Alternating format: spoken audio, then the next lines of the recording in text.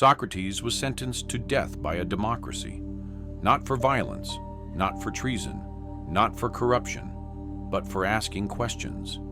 He never wrote a single word, yet his ideas destroyed reputations, humiliated leaders, and terrified an entire city. Powerful men wanted him silent, not because he lied, but because he refused to stop exposing ignorance. When given the chance to escape, he said no. When facing execution, he felt no fear, and his final message was not a warning, not an apology, but a challenge.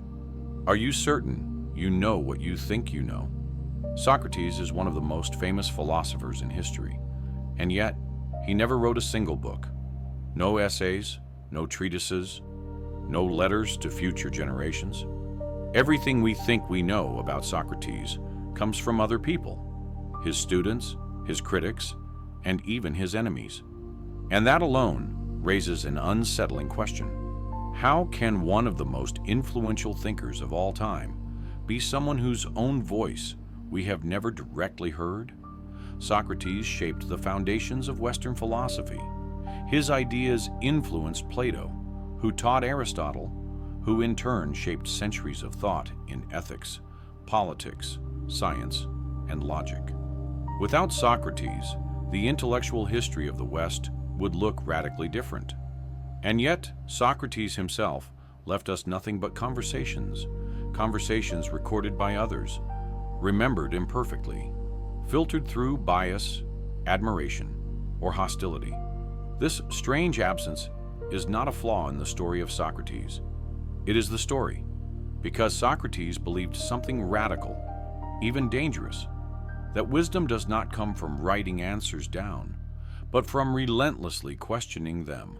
He walked the streets of Athens barefoot, dressed simply, stopping strangers to ask them questions that seemed harmless at first, but often ended in humiliation, anger, or silence. He questioned politicians, poets, craftsmen, generals, and wealthy elites.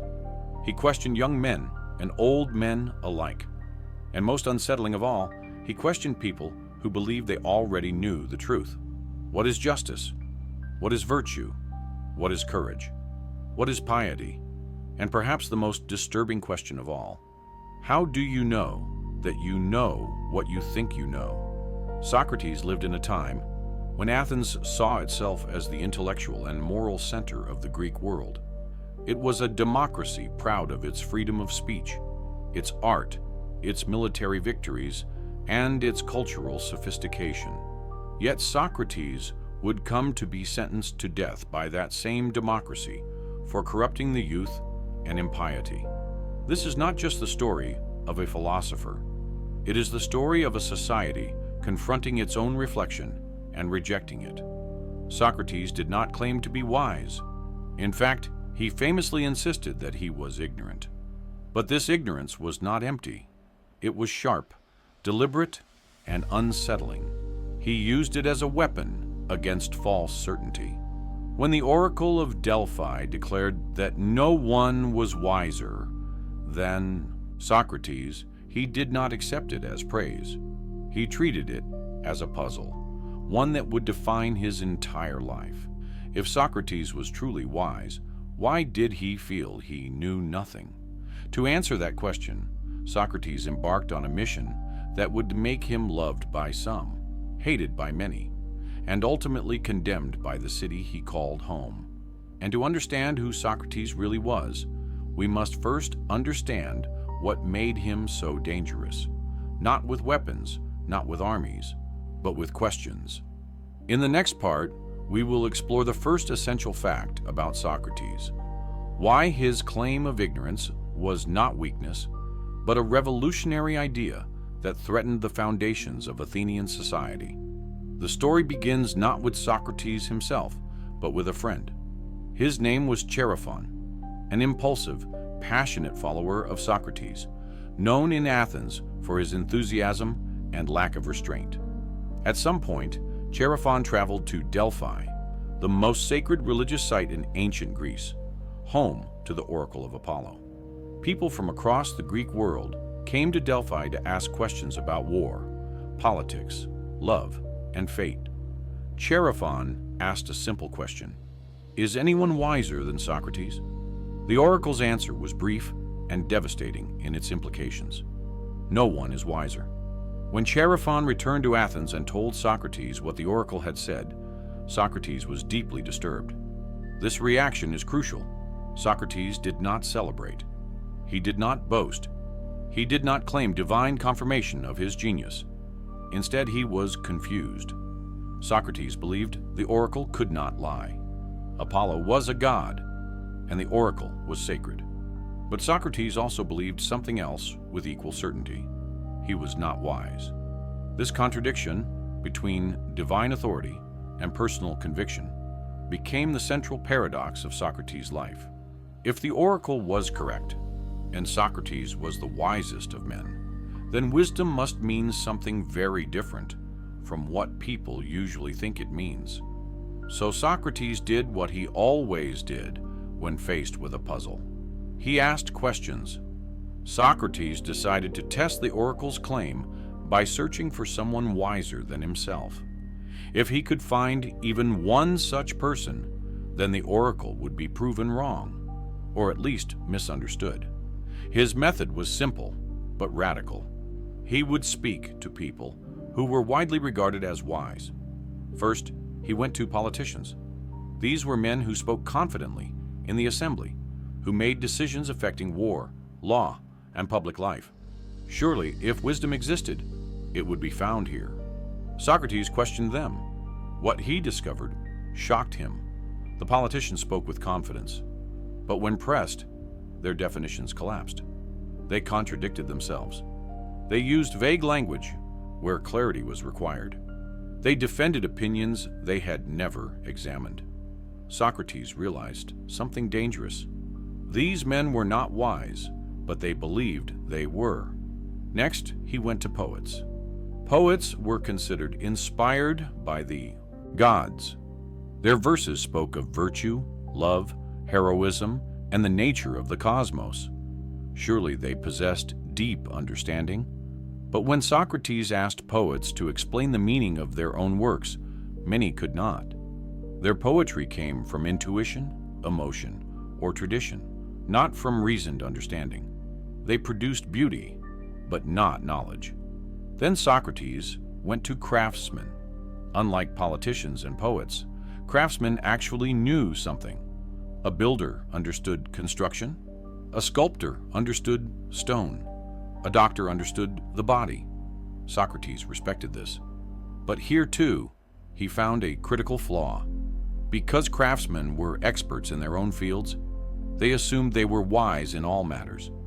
Their genuine knowledge in one domain led them to overestimate their understanding in others: ethics, politics, justice, and the good life.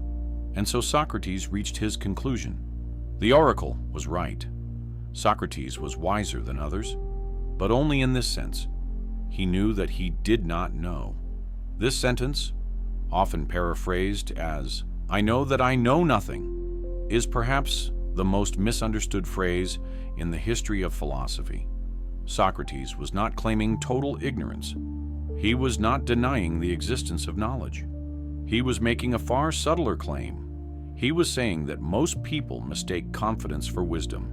True wisdom begins with intellectual humility, the recognition of the limits of one's own understanding. This insight had enormous consequences. In a society where status, reputation, and authority depended on appearing knowledgeable, Socrates' attitude was deeply subversive. By exposing ignorance, he threatened not just individuals, but the social order built on unexamined assumptions. And Socrates did not keep this insight to himself. He turned it into a method. By asking simple questions and refusing to accept vague answers, he led others into contradictions. He did not lecture. He did not preach. He let people expose their own ignorance. This process was later called the Socratic method. But to those on the receiving end, it felt less like education and more like an attack. Imagine being publicly questioned in the marketplace. Imagine realizing, in front of others, that you cannot define justice or courage or virtue despite speaking confidently about them for years. Humiliation breeds resentment. Socrates began to acquire enemies. Yet he believed his mission was not personal, but divine. He interpreted the oracle's message as a command to act as a kind of gadfly, constantly irritating the lazy horse that was Athens, preventing it from falling into intellectual sleep. This role would define his life, and eventually his death.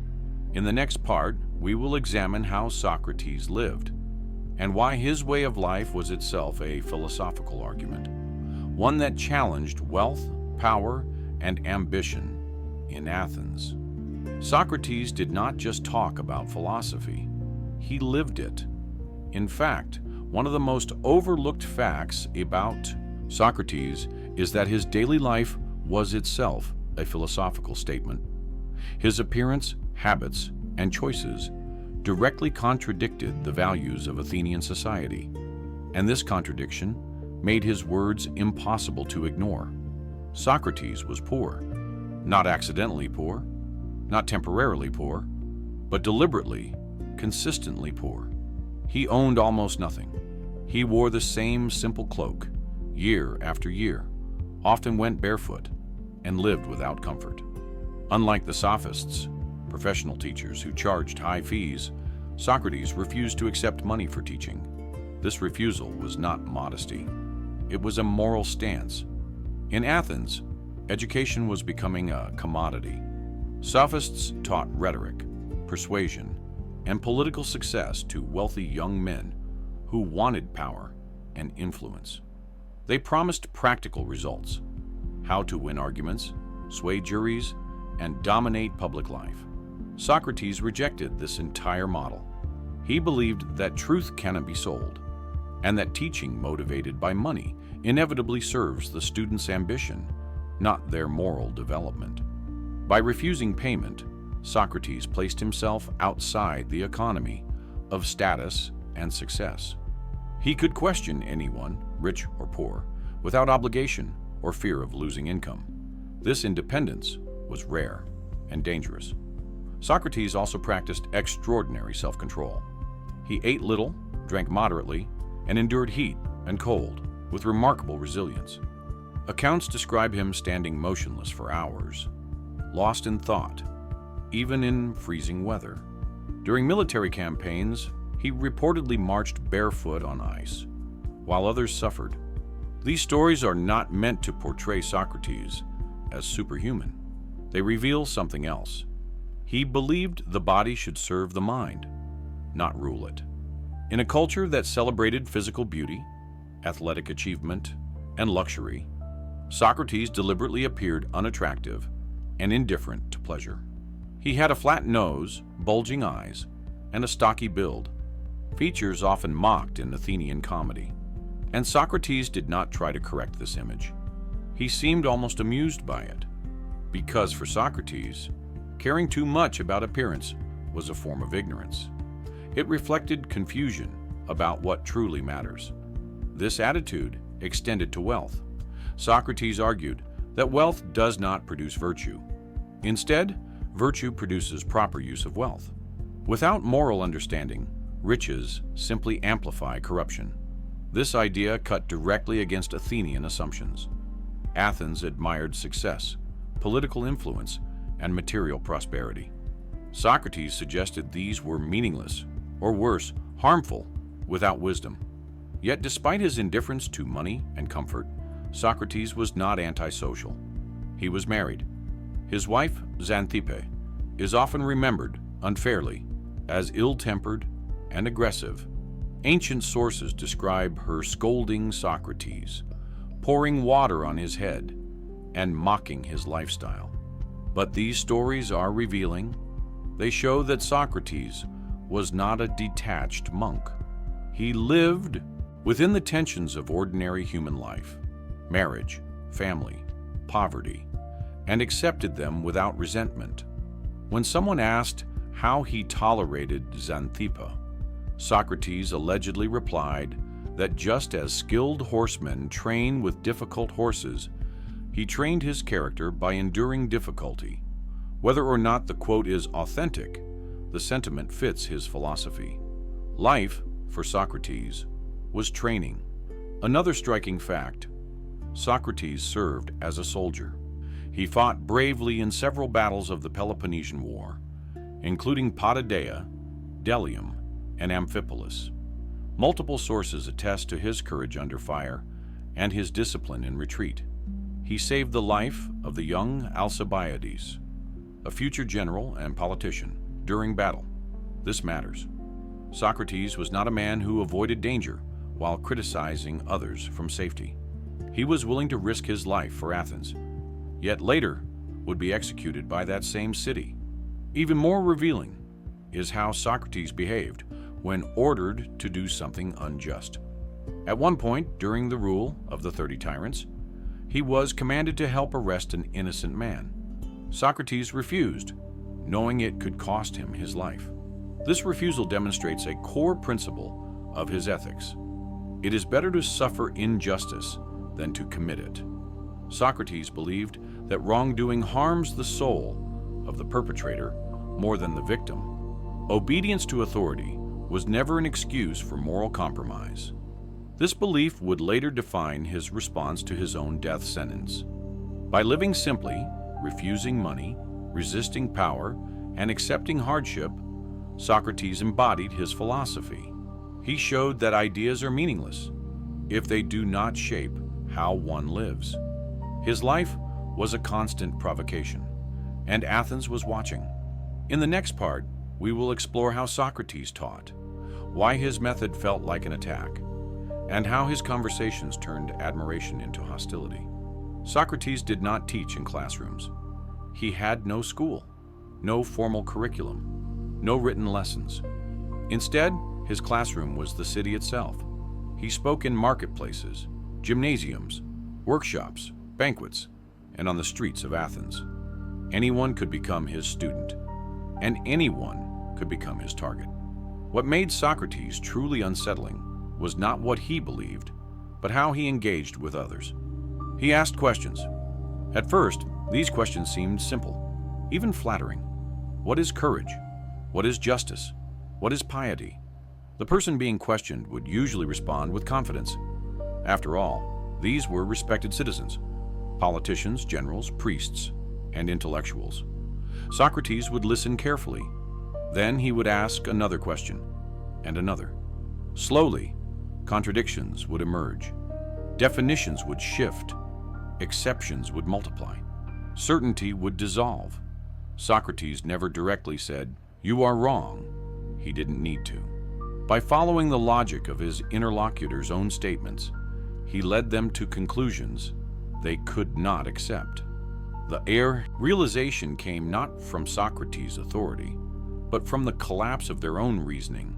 This process had a name, elenchus, a form of cross-examination.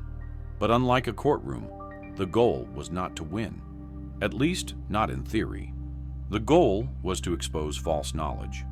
Socrates believed that most people live their lives guided by unexamined beliefs, ideas inherited from tradition, authority, or habit.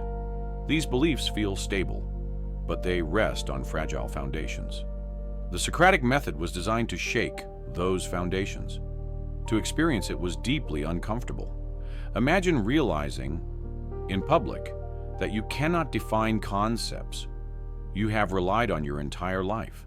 Imagine recognizing that your moral confidence is built on contradiction. Many people reacted with anger, embarrassment, or defensiveness. This reaction is central to understanding Socrates' fate, because Socrates did not humiliate people by accident. He believed humiliation was a necessary stage in moral education. Before you can seek truth, you must recognize ignorance. This idea runs counter to how human psychology works. People do not enjoy having their beliefs questioned. Identity, status, and self-worth are often tied to what we think we know. When Socrates dismantled someone's argument, he was also threatening their social standing. And Socrates showed no mercy to reputation. He questioned generals about courage, priests about piety, politicians about justice. No title granted immunity. This behavior earned him a reputation as a nuisance. Aristophanes, the comic playwright, portrayed Socrates as a ridiculous sophist who taught people how to make the weaker argument appear stronger.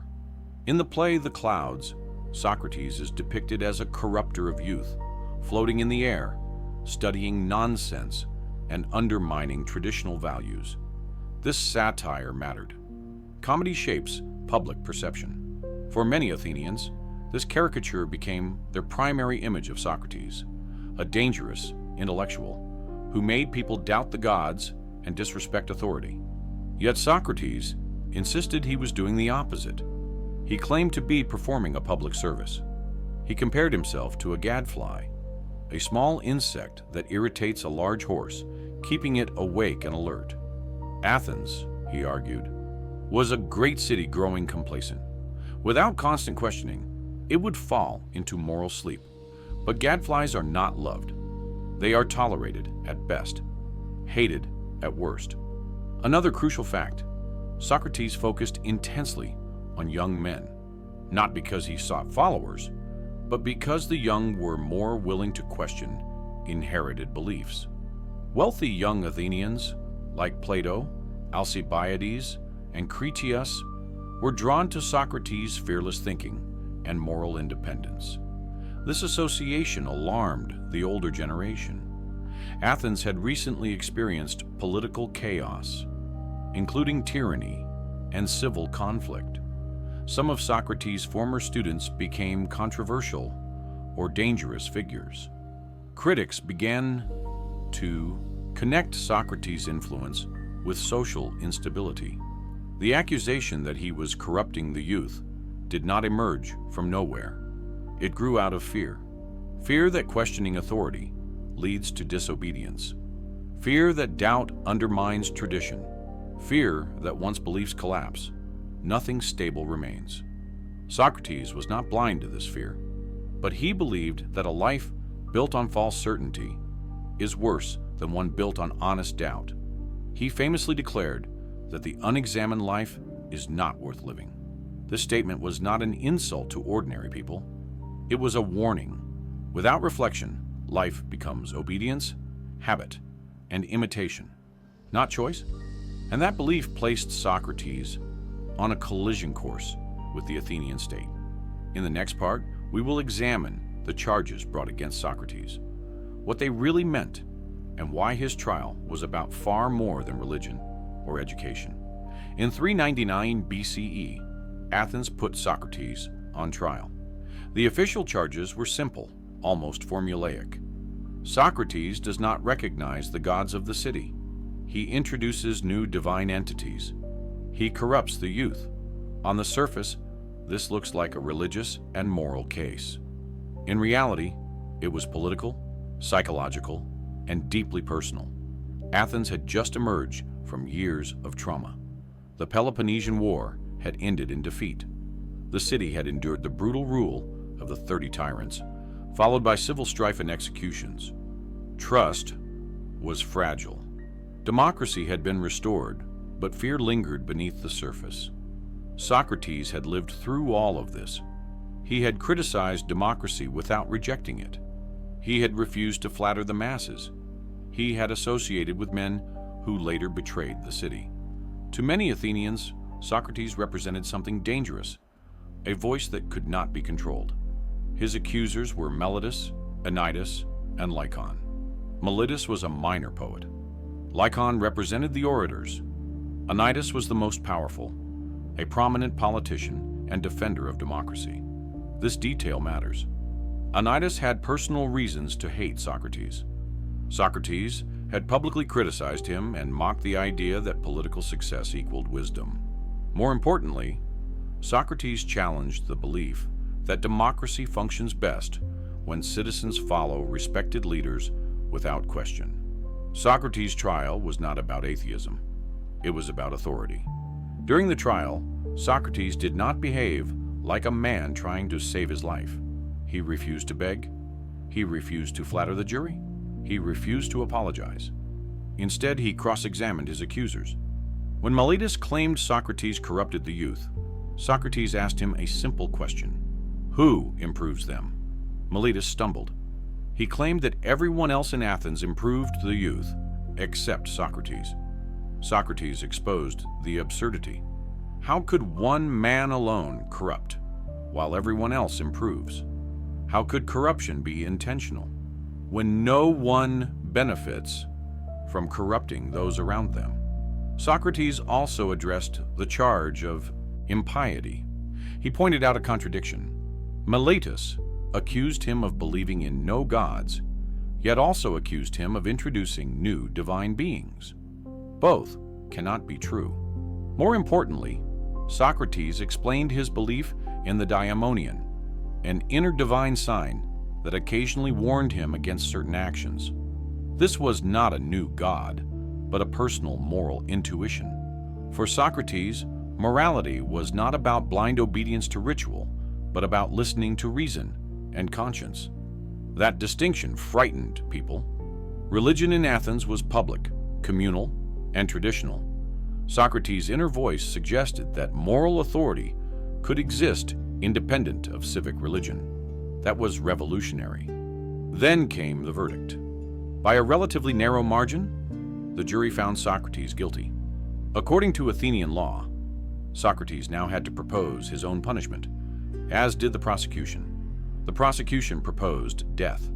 Socrates proposed something extraordinary. He suggested that he be rewarded. Specifically, that he be given free meals for life at the Prytaneum, the public hall reserved for Olympic victors and heroes of the state. This was not arrogance. It was consistency. Socrates believed he had served Athens faithfully by challenging its citizens to think morally. If anything, he deserved honor, not punishment. The jury was furious. When forced to propose a real penalty, Socrates reluctantly suggested a small fine, later increased by his friends. But the damage was done. The jury voted again. This time, by a larger margin, they sentenced Socrates to death. Yet even now, Socrates remained calm. He told the jury that death did not frighten him. To fear death, he argued, is to claim knowledge of something no one understands. Death could be a dreamless sleep, or it could be a journey of the soul to another place where one could converse with heroes and thinkers of the past. Either way, it was not evil. What was evil, Socrates insisted, was injustice, and that included silencing a man for telling uncomfortable truths. Socrates left the courtroom, not as a broken man, but as a philosopher who had proven his beliefs through action. In the next part, we will examine why Socrates refused to escape prison, even when his friends begged him to flee, and what this decision reveals about his deepest moral principles. After the trial, Socrates was not executed immediately. A religious festival delayed the sentence. For several weeks, he remained in prison, awaiting death. During this time, his friends visited him, among them Crito, a wealthy and loyal companion who could easily arrange an escape. The guards were bribable. The route was prepared. Safe exile was waiting. All Socrates had to do was leave. For most people, the choice would have been obvious. Socrates refused. This refusal is one of the most revealing facts about him, not because it shows bravery, but because it exposes the core of his moral philosophy. Crito pleaded with him. He argued that allowing Socrates to die would disgrace his friends. People would think they were too cheap or too cowardly to save him. He argued that Socrates had a duty to his children, who would grow up without a father. He argued that the verdict was unjust, and therefore obedience was not required. These are powerful arguments. Socrates listened patiently. Then he asked a familiar question: what is the right thing to do? Socrates began by establishing a principle he had defended his entire life. One must never commit injustice, even in response to injustice. Escaping would require breaking the law. It would undermine the legal system of Athens. even if the verdict was wrong. Violating the law would harm the moral order that made life in the city possible. Socrates imagined the laws of Athens speaking to him. They asked, "Did we not raise you, protect you, allow you to marry, work, and speak freely for decades? If you disagreed with us, were you not free to persuade us or leave?" By choosing to live in Athens all his life, Socrates had implicitly accepted its laws, even when they harmed him. This argument is unsettling. It suggests that moral integrity requires consistency, not convenience. One cannot praise justice when it benefits them and reject it when it costs them everything. For Socrates, escaping would destroy the very philosophy he had spent his life defending. He would prove his critics right. That philosophy is just clever talk, abandoned when survival is at stake. He refused to do that. Socrates also rejected the emotional appeal. He acknowledged his children, but he believed that living unjustly would be a worse example than dying honorably. Better to leave children a model of integrity than a father who fled at the moment of testing. This decision shocked his friends. It still shocks us, because it forces a question we would rather avoid. Do we believe in our principles only when they are safe? Or do we believe in them even when they demand sacrifice? Socrates accepted death not as a tragedy, but as the final coherence of his life. In the next part, we will follow Socrates' final hours, his conversation about the soul, and the meaning he gave to death itself. On the final day of his life, Socrates was calm. Those around him were not. Plato describes the scene in the Phaedo, a prison cell filled with grieving friends, struggling to understand how Socrates could face death without fear. Socrates noticed their sorrow and gently corrected them. He told them that philosophy itself is a preparation for death. This statement sounds morbid until we understand what he meant. For Socrates, death was not primarily the end of the body. It was the separation of the soul from the distractions of the physical world. Philosophy trains the mind to detach from pleasure, fear, status, and desire, everything that clouds judgment. In life, the body constantly demands attention, hunger, pain, lust, comfort. These demands interfere with clear thinking. True understanding, Socrates believed, comes when reason rules without interference. Death, then, was not an enemy. It was a release. Socrates offered several arguments for the immortality of the soul, not as scientific proofs, but as rational hopes. He spoke of opposites. Waking comes from sleeping, life from death, suggesting a cycle rather than annihilation. He spoke of recollection, the idea that learning is remembering truths the soul knew before birth, implying existence beyond the body. He spoke of simplicity. The soul, unlike the body, is invisible, unified, and unchanging, qualities closer to the eternal. But Socrates did not claim certainty. He admitted that no one can know exactly what death holds. What mattered was not certainty, but fearlessness, grounded in reason. When the executioner arrived with the cup of hemlock, Socrates accepted it without trembling. He reminded his friends not to weep. He joked gently about owing a sacrifice to Asclepius, the god of healing, suggesting that death itself was a cure for the sickness of bodily life. Then he drank. Slowly, the poison took effect. His legs grew cold. The numbness rose upward. When it reached his heart, Socrates stopped breathing. His final act was not defiance. It was peace. Plato writes that this was the death of the best, wisest, and most just man he had known. But Socrates' death was not the end of his influence. It was the beginning. In the next part, we will examine the Socratic problem, why we can never be completely sure which ideas truly belong to Socrates, and how this uncertainty shaped philosophy itself.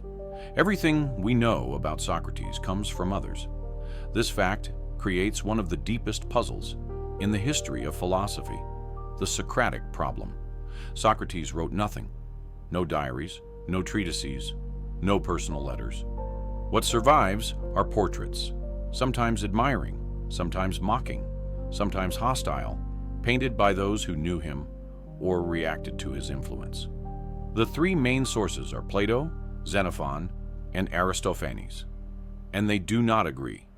Plato presents Socrates as a profound moral philosopher, obsessed with definitions, virtue, and the soul. In Plato's dialogues, Socrates often appears as the central figure, guiding conversations toward abstract truths and metaphysical insights. Xenophon presents a simpler Socrates, practical, moral, and commonsensical. His Socrates gives advice about friendship, household management, and self-discipline, less abstract, less radical. Aristophanes presents a caricature. His Socrates is a sophist, a fraud, a corrupter, teaching young men how to cheat, disrespect their parents, and escape responsibility. Which one is real? Possibly all of them, possibly none. This uncertainty is not accidental. It reflects the nature of Socratic philosophy itself. Socrates was not interested in leaving a system. He did not want disciples repeating his doctrines. He wanted individuals to think for themselves. By refusing to write, Socrates ensured that philosophy would remain a living activity, not a static text. Plato likely used Socrates as a literary character to explore ideas that went beyond his teacher's original views. Over time, the Platonic Socrates evolved into a mouthpiece for Plato's metaphysics. This raises a troubling question. When we praise Socrates, are we actually praising Plato? Scholars attempt to separate the early Socratic dialogues, which focus on ethical questioning and often end in uncertainty, from the later dialogues, which introduce Plato's own theories, such as the theory of forms. But the line is never clean, and perhaps it was never meant to be.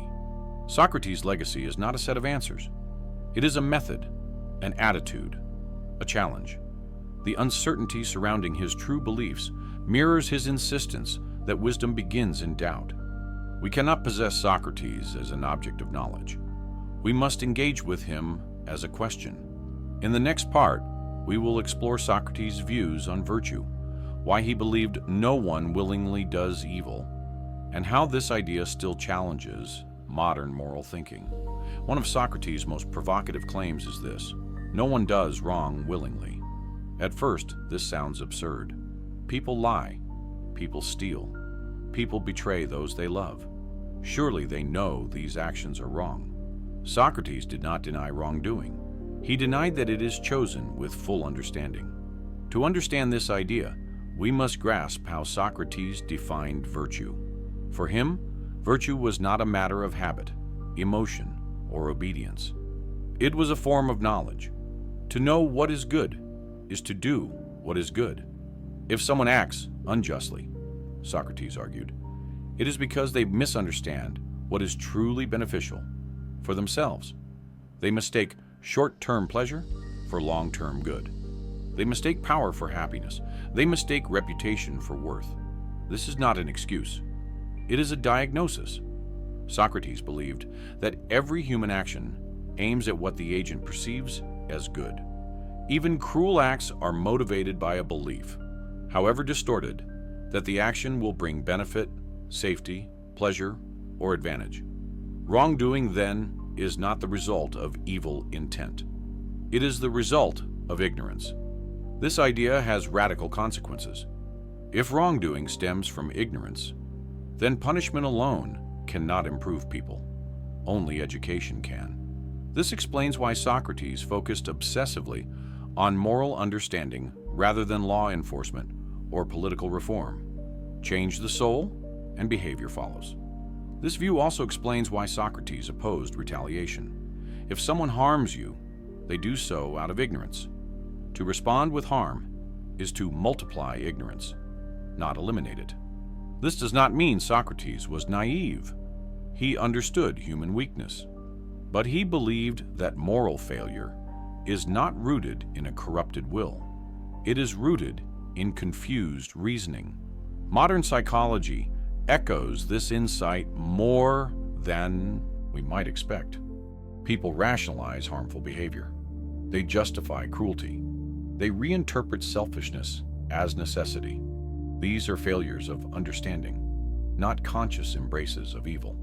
Socrates' view also challenges the idea of moral blame. If ignorance causes wrongdoing, then self-examination becomes the most urgent moral task. We must ask not only what we do, but why we believe it is good. In the next part, we will examine Socrates' concept of happiness, why he rejected pleasure and wealth as measures of a good life, and what he believed actually makes life worth living. If Socrates believed no one chooses evil willingly, then a deeper question follows. What is everyone actually trying to achieve? The common answer, then and now, is happiness. But Socrates rejected almost everything people usually associate with it. Wealth, pleasure, fame, power. None of these, he argued, can guarantee a good life. This position was deeply countercultural in Athens. Athenian society admired success.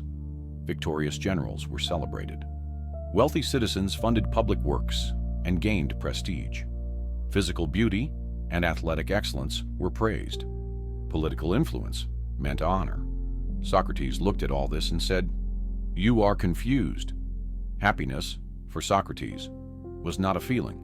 It was a condition of the soul. A person could feel pleasure and still live badly. A person could suffer and still live well. The difference lay not in circumstances, but in moral health. Socrates believed the soul could be harmed just as the body could, but the damage was far more serious. Injustice, dishonesty, arrogance, and ignorance injured the soul. And unlike physical wounds, these injuries often went unnoticed. People feared poverty more than injustice. They feared death more than corruption. To Socrates, this inversion was tragic. He argued that it is better to be poor than unjust, better to be punished than to escape guilt, better to die than to live dishonorably. This was not moral extremism. It was consistency. If happiness depends on the condition of the soul, then preserving its integrity matters more than survival or comfort. Socrates often compared moral care to medicine. Just as doctors treat the body, philosophers treat the soul. And just as medicine can be painful, moral examination can hurt. But the pain is purposeful. This is why Socrates distrusted pleasure as a guide. Pleasure is immediate. It does not ask whether it improves or degrades the soul. It rewards impulse, not understanding. Socrates was not anti-pleasure. He simply refused to make it the standard of value. A life guided by pleasure, he believed, becomes reactive and unstable, chasing satisfaction without knowing why.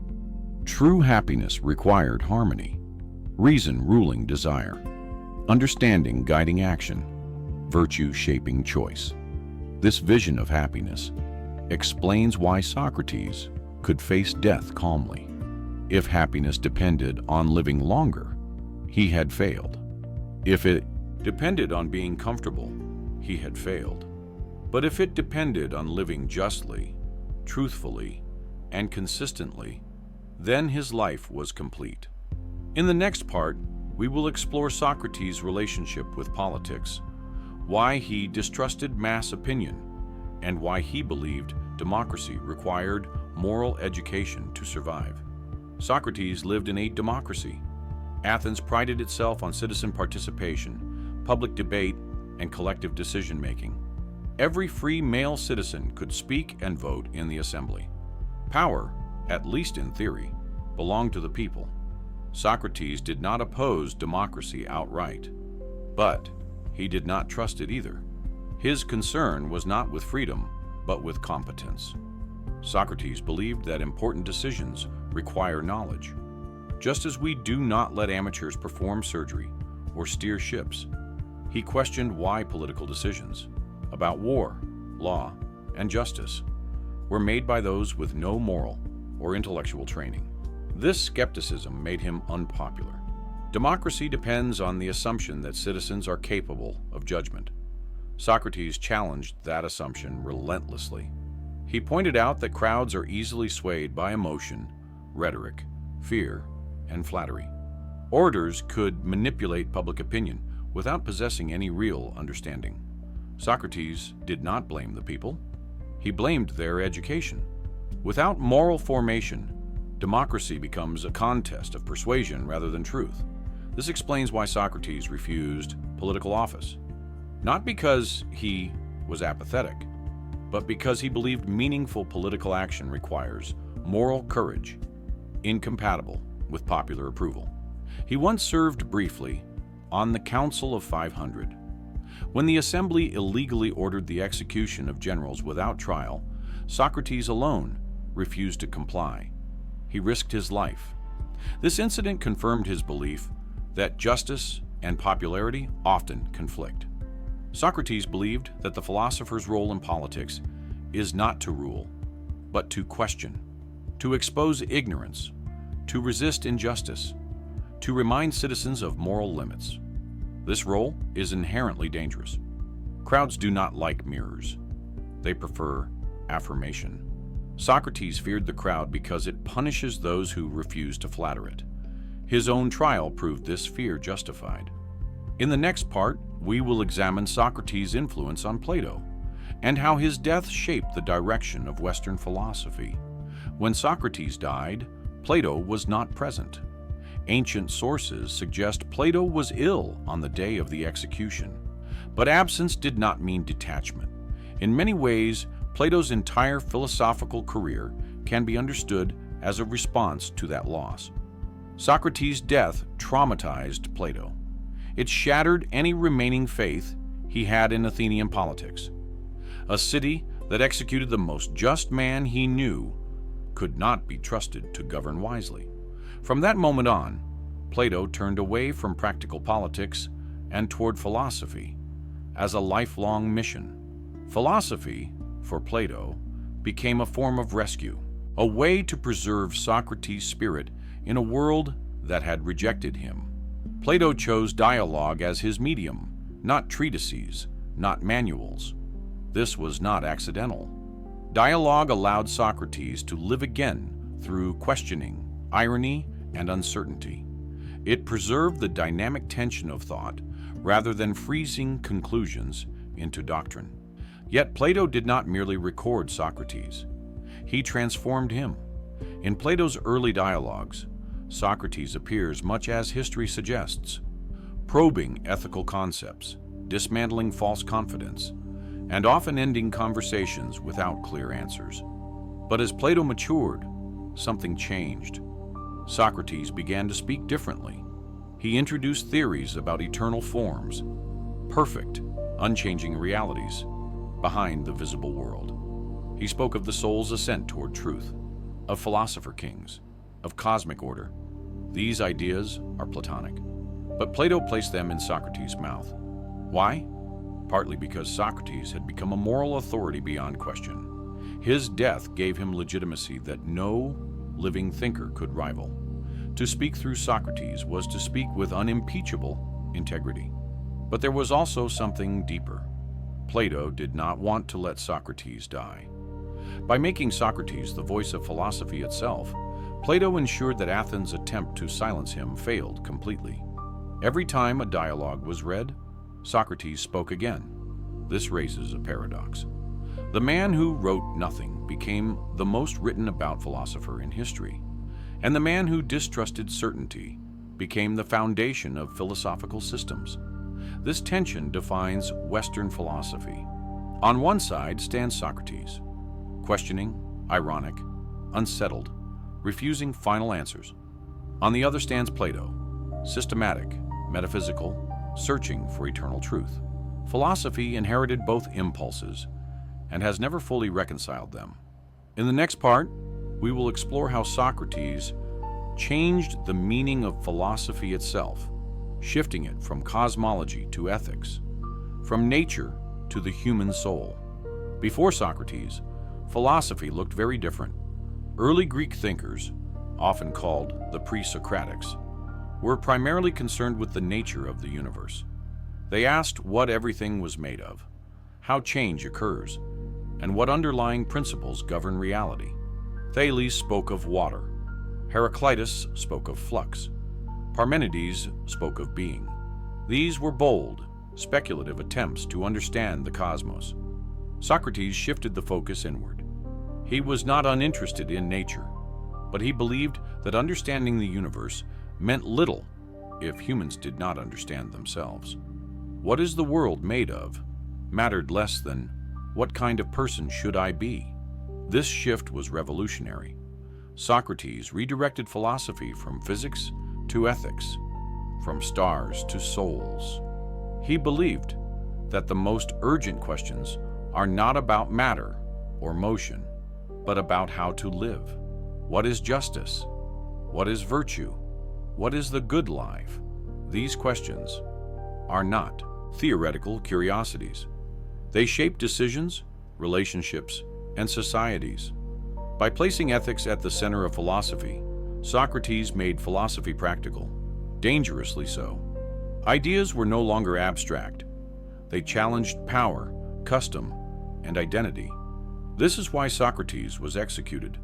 While earlier philosophers were merely debated, he made thinking personal. Socrates also introduced a new intellectual posture. He did not present himself as a teacher dispensing knowledge. He presented himself as a fellow inquirer, often claiming ignorance. This stance created a new model of intellectual humility. Philosophy became a shared search rather than a lecture. This model still defines education today. Seminars, discussions, questioning rather than memorization. Socrates did not create a school. He created a tradition of inquiry. In the next part, we will explore why Socrates still matters today, and what his life reveals about truth, courage, and moral responsibility in the modern world. Socrates has been dead for over 2,000 years, yet his presence feels uncomfortably close. That is because the problems he confronted have not disappeared. They have only changed their form. We live in an age of information, not wisdom. Opinions travel faster than reflection. Confidence is rewarded more than understanding. Public discourse favors certainty, outrage, and simplicity over nuance. Socrates would recognize this world immediately. He would ask the same questions. How do you know this is true? What do you mean by that word? Are you sure you understand what you are defending? These questions remain threatening. Modern societies celebrate freedom of speech, but often punish those who question shared assumptions. Socrates reminds us that freedom without moral courage is fragile. He also challenges the modern obsession with success. Career, wealth, influence, and visibility dominate contemporary definitions of a good life. Socrates asks a quieter, more disturbing question. What kind of soul are you cultivating? This question cannot be answered with metrics. Socrates matters because he forces us to confront ourselves. He does not offer comfort. He does not offer ideology. He offers examination, and examination is uncomfortable. In a world that encourages self-expression, Socrates demands self-criticism. In a world that values efficiency, he insists on reflection. In a world that fears uncertainty, he embraces it. Socrates also stands as a warning. A society that silences its questioners damages itself. A culture that equates dissent with danger eventually loses the ability to correct its own mistakes. Athens killed Socrates and regretted it. History remembers the questioner, not the jury. Finally, Socrates offers a model of integrity. He lived what he believed. He refused to separate philosophy from life. He accepted death rather than compromise his principles. Few thinkers have demanded so much of themselves. And that is why Socrates endures. Not because he gave us answers, but because he taught us how to ask better questions. Socrates once said that his role was to awaken others, not to teach doctrines, not to found a movement, not to claim authority, but to disturb complacency. That disturbance is his true legacy. Every time someone questions an assumption, challenges a consensus, or admits ignorance in the pursuit of truth, Socrates lives again. He is not a relic, he is a test. The test is simple. Are you willing to examine your life? Because for Socrates, philosophy was not an academic exercise. It was a way of being, and he believed, with his final breath, that a life without examination is not a life fully lived.